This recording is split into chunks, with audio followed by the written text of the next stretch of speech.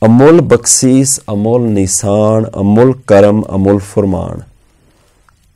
So, invaluable is the mercy, invaluable is the nishani, the insignia, the nisan. Amul Karam, invaluable is the grace. Amul Furman, and Furman means a royal command. Furman. So this command is invaluable. So Guruji is sticking with this analogy of this court, and imagine a just and fair ruler or a judge. And it says that this judge is very graceful. Karam is very bakshish, bakshanhar is very graceful, merciful, forgiving. And this is his symbol. This is his way. This is how you know that you're in the right court, when you see a divine system which is so easy to follow, which is so simple and fair and equal for everyone. What Guruji is teaching is equal to everyone. Everyone has access to this Naam. Everyone has the capability of transforming their life. It is not a system that is focused on punishment. This is not a law that seeks to punish you. It seeks to give you grace. It seeks to help you. If we think about law in most countries, judges and the justice system is one essentially based on punishment. In fact, you almost have to prove your innocence. Otherwise, if you can't do a good enough job, then you know the repercussions of what is being accused of you. It's very accusation based. Guru says this is not what we're talking about. We don't need to think about this big scary ruler. We have to know it as a loving ruler that we have to surrender and give ourselves to, and what we get is a lot of grace and blessings. Guruji talked right in the beginning about Gur Isar, Gur Gorak, Burma, Gur Parvati Mai, a loving mother. The Guru is very loving and nurturing, mothering Parvati Mai. So invaluable, look how invaluable this system is that the Guru has given us and given the whole of humanity. It's a loving system. It's a system based on love. It's a system based on kindness and compassion. And this is its command. The way it speaks is in a loving, priceless, precious way. So what Guruji has been describing in the last few lines is this quality, these guna within us, and the guna within the saints, the enlightened ones. So Guru's talking about a lot of different analogies and using a lot of different ways that we can try and understand it. But when we sift through the analogy, what we actually understand that Guru is actually talking about how do we live. It's nice to talk about these analogies about the royal court and the trading and all those sort of things. But remember what Guruji starts with.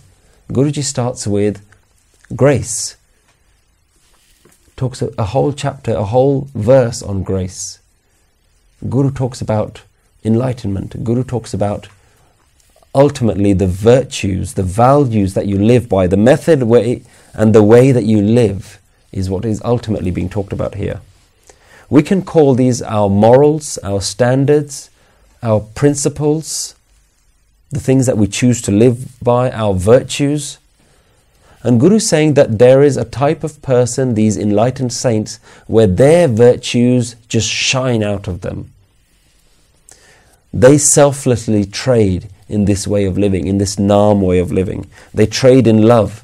They merge into all. They see oneness in all. They are just, they are fair, they are righteous, they are merciful.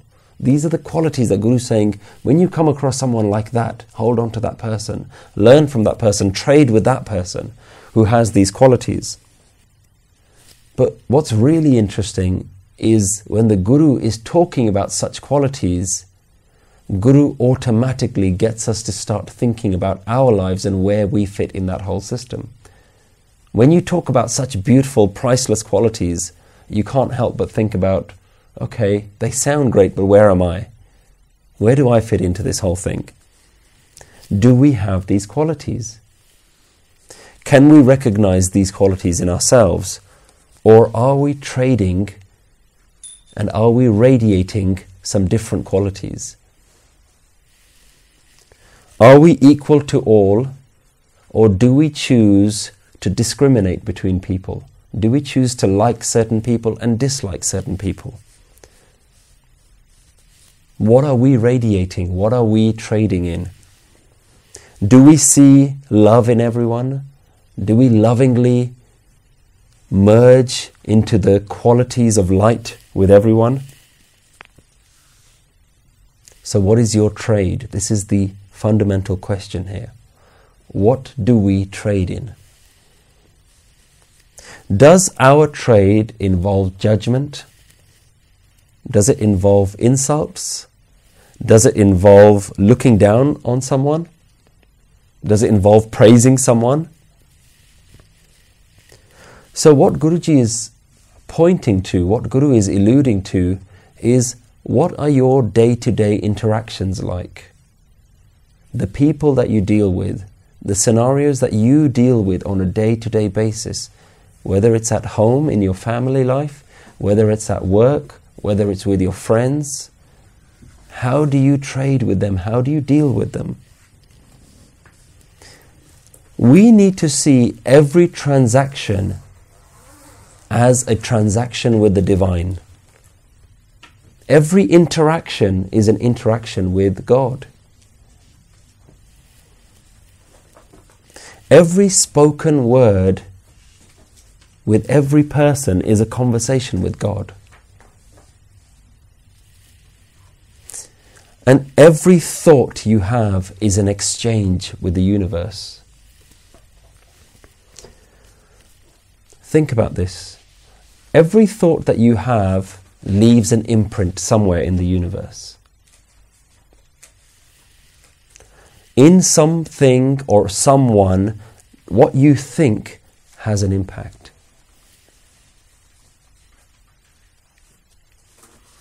So let's go into that a little bit more. Your very thoughts that you think are inside your head and very personal to you, that you can insult whoever you want in your head, but on the outside you can be very fake and friendly. And this is how we live, this is how we trade. That we think we can say what we want in the privacy of our own minds, but when we meet someone, we put a big fake smile. So how are we dealing with these people? Your thoughts determine your actions. How you think determines how you act. So if you truly love someone, how you're going to act with them is going to feel like a genuine love. If you're pretending to like someone, the way that you act is going to be noticeable, is going to be visible. It's going to be visibly different to acting out in true love that you have for someone. No matter how much you think you can pretend, the way you think affects the way you act. And the way you act shapes your entire destiny. It shapes your life. Every interaction that you have with someone, the other person on the other end knows through your actions what your mindset is, what your thoughts are. So if you're acting out of true love, they will know. If you're acting out of a false love, they'll know. If you're acting out of hatred, they will know.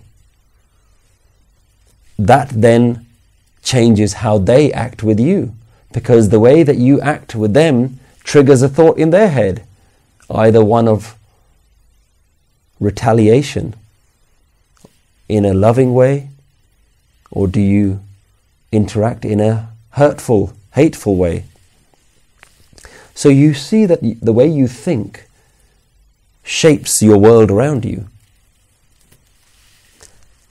So this is something now that we have to become aware of.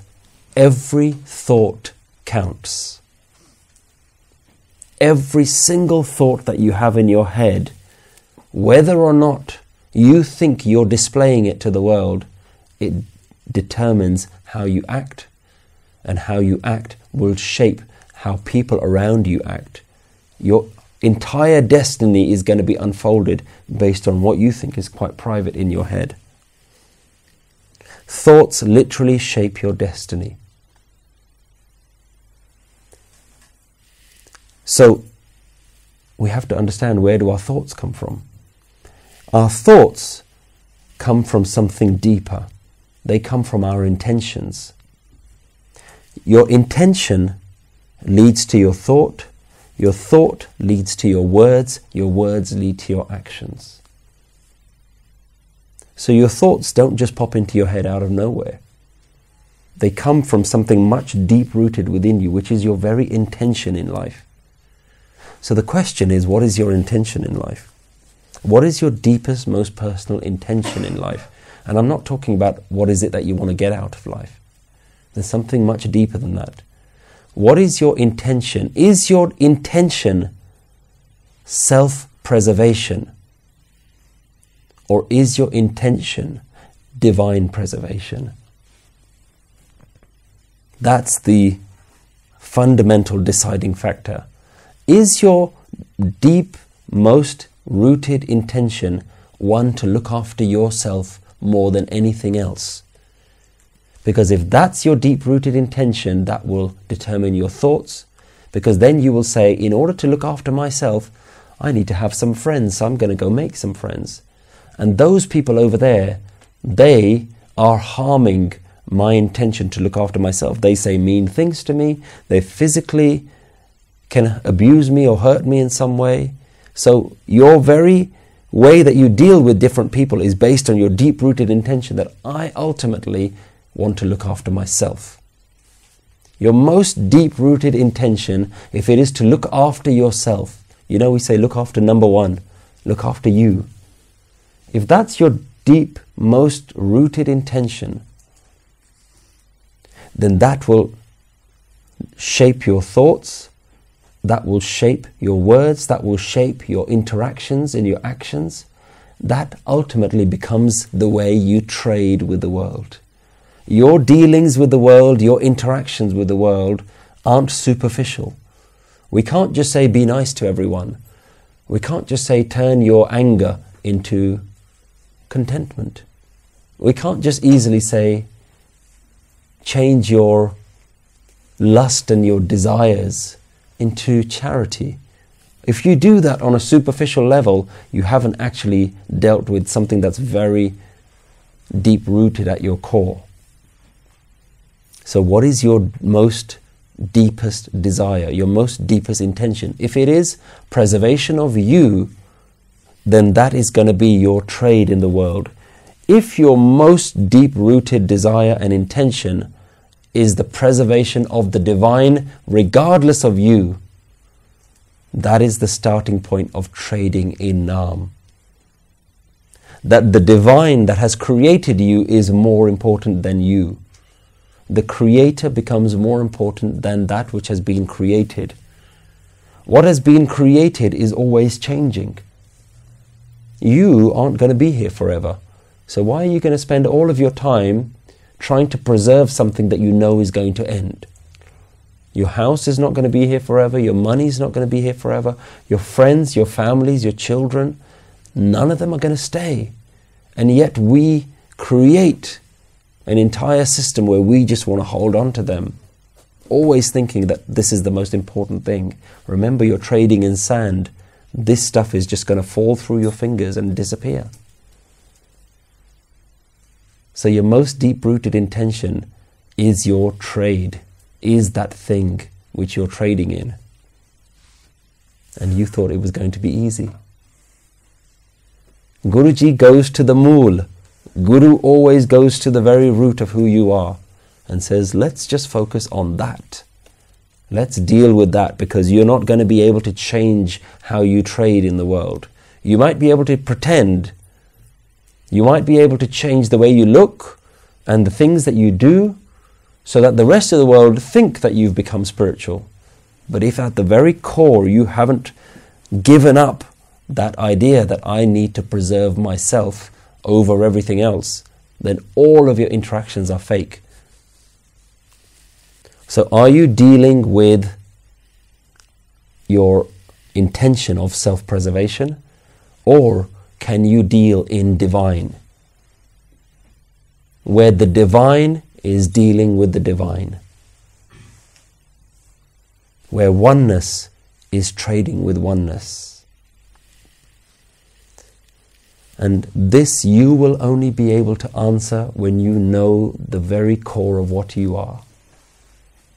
When you see the very core of your own ego and say, I understand this notion of I understand what it is.